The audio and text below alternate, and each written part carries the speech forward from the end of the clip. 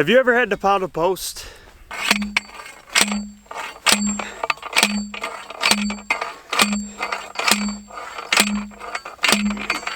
Well, I sure have. On the ranch, fixing fence, pounding posts, it's just a regular chore. But I've always had a question. Can I use explosives to pound this post into the ground? Save me a whole lot of time. I could get rid of this thing, and I could be done and off shooting guns and not have to worry about the fence. Let's go find out. Intro.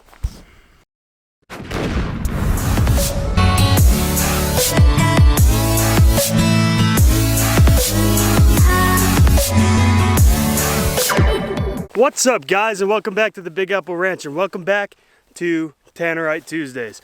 Today I want to find out if it's possible to sink a post into the ground using Tannerite.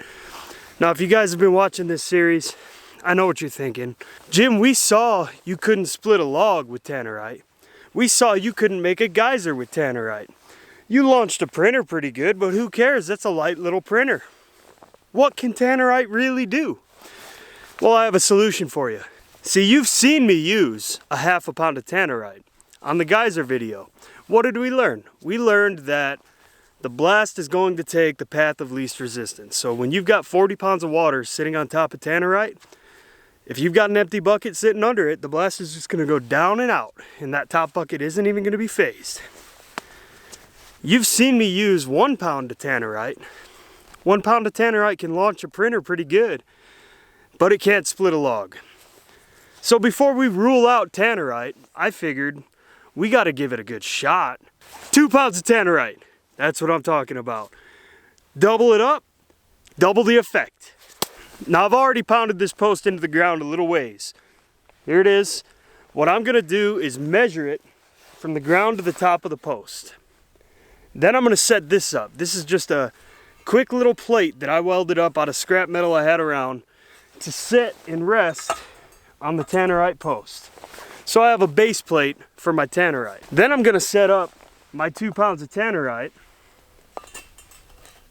But I know what you're thinking. Well, the blast is just gonna go up and out now. There's no resistance. I've got you covered. I've got a paver stone here, and all this is gonna do is try to help divert that blast down. So I want this Tannerite to shoot that post into the ground. And Tannerite hasn't been doing so good, so if I get just a little bit of movement out of the post, I'm gonna call that a win. I'm gonna measure this post real quick. I've got 58 inches, just about on the nose.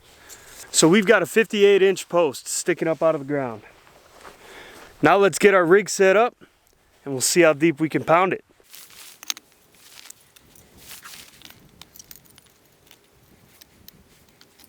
Let's talk about the rifle we're going to use today to try to set off this Tannerite.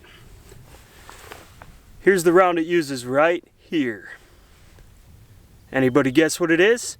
Write it down in the comments below.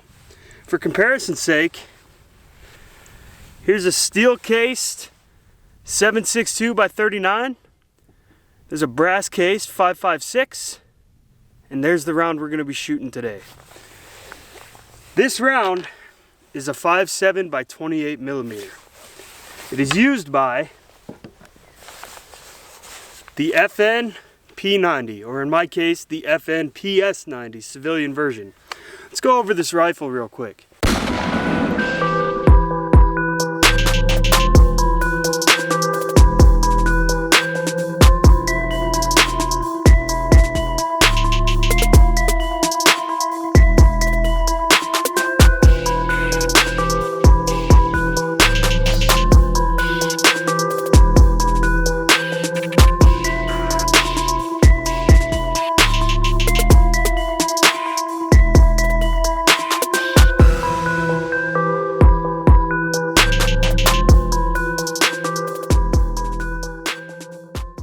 Well, alright guys, if you watch any action movies, or if you're a younger guy and you play some video games, there's no doubt that you've heard of the P90.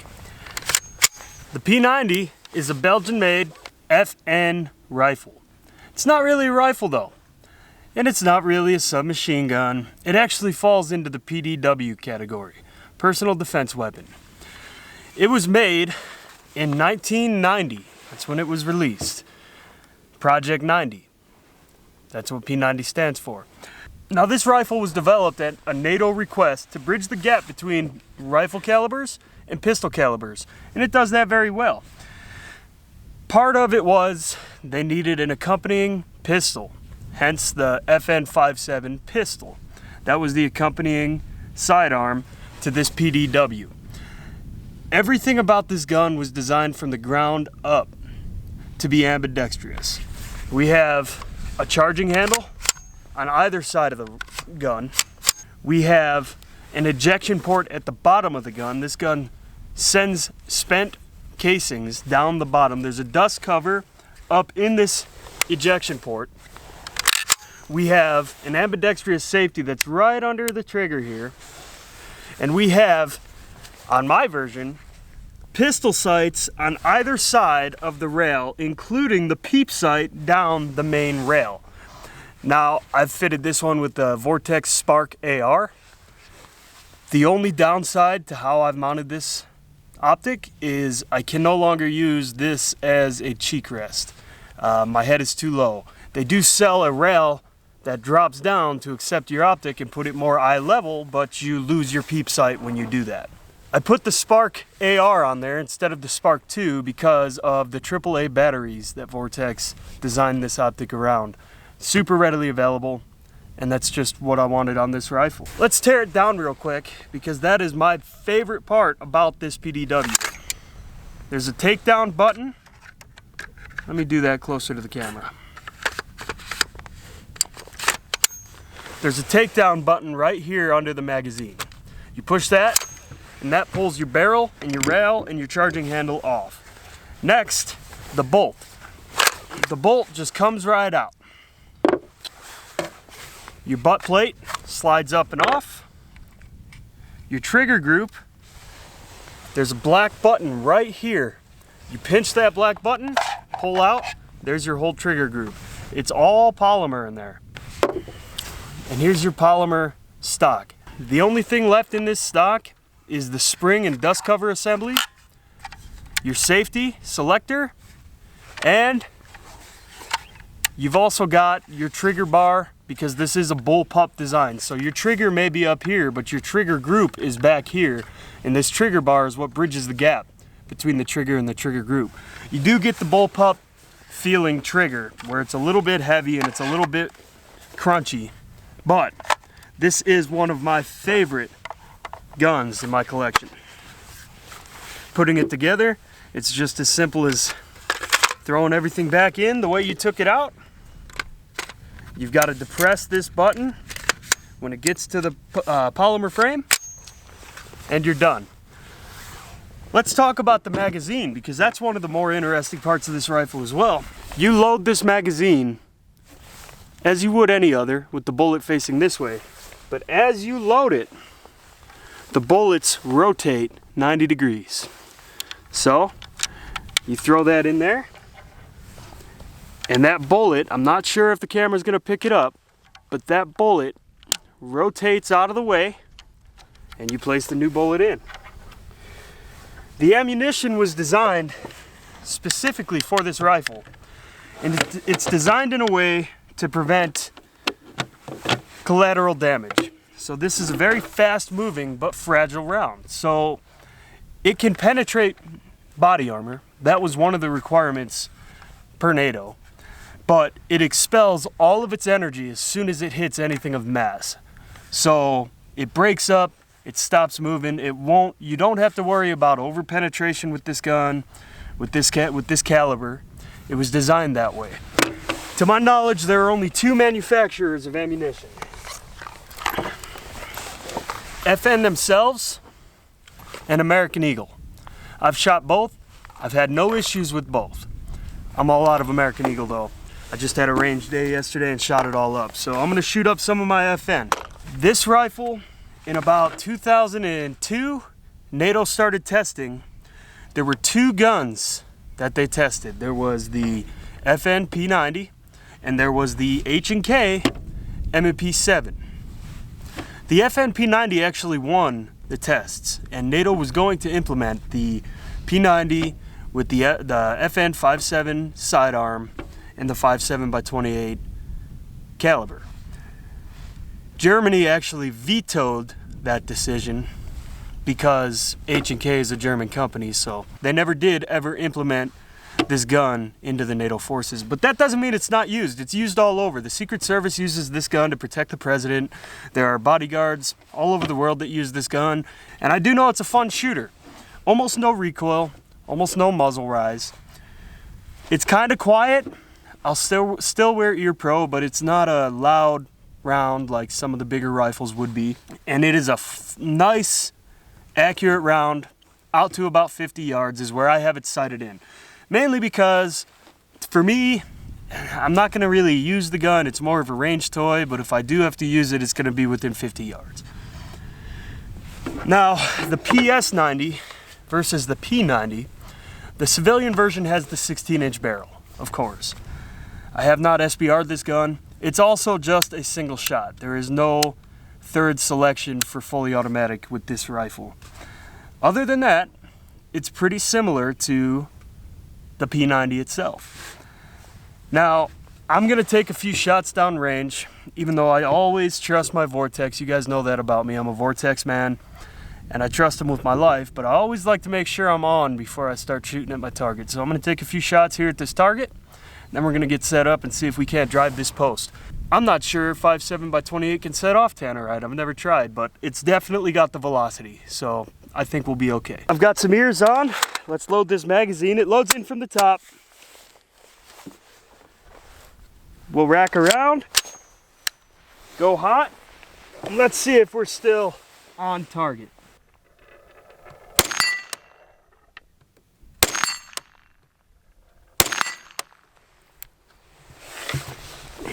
Three shots on the gong. Looks like we're still accurate. I'm gonna get a GoPro set up down here because I've got 2 pounds of Tannerite and I want to see what it looks like up close. So I'm gonna change it up a little bit this time, guys. Rather than have the camera pointed at me and the GoPro at the explosion, I'm gonna have the GoPro as a close-up of the explosion, and I'm gonna turn the camera and zoom it in on the target. You guys let me know in the comments down below if you like this style more than me shooting it. Let me know. I'm just trying to change some things up. So I'm gonna get this camera turned around. And side note, my wife thinks that this is the ugliest gun in my collection. I think she's wrong. It's just out of the box, which is what I like. I like a gun company that does things a little bit different, you know. Regular rifles, they have their place. Hunting rifles, bolt actions, semi-automatic AR platform, AK platform, they have their place. But it's fun to have a little range toy. I think everybody needs a range toy. Let's go shoot this Tannerite.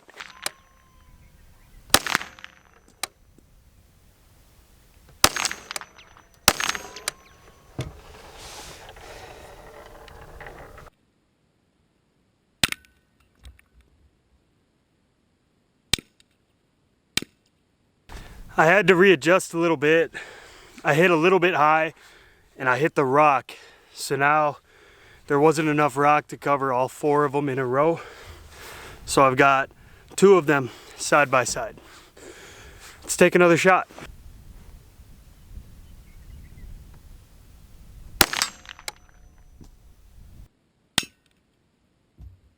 So I thought I hit that last one pretty square. So I took a walk up here and I hit it. So I don't think that this 5.7 is going to set off this Tannerite. Let me show you. So you can clearly see the entry hole there and where it knocked a bunch of the Tannerite off. I don't think we're going to get a solid explosion out of this. So I'm going to run and grab something that will finish the job. So I went and picked up one of my big guns, guys, and I don't think this Tannerite's got a chance of not going off now. That 5.7x28 did blow a hole through one of them, and we did lose some Tannerite all over the ground. And I don't want you guys to feel like I'm cheating you. So we're gonna throw another ½ pound out there. So we should have around 2 1/4-ish pounds under this brick. Trying to drive this post in the ground. You see, this is the one that she came through this. Didn't really mess that one up at all. But that's the one she hit it at the bottom. Must have came down, hit the plate, bounced up, and tore out the whole back. So, we can't have that, can we? Set that one down there.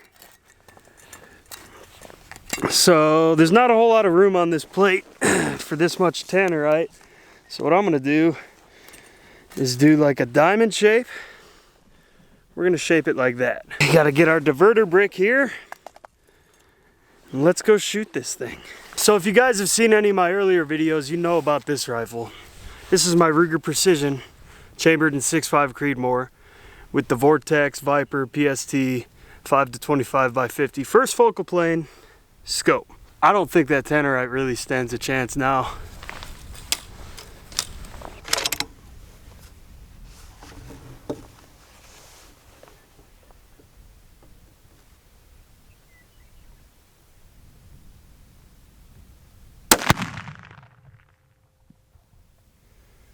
Woo!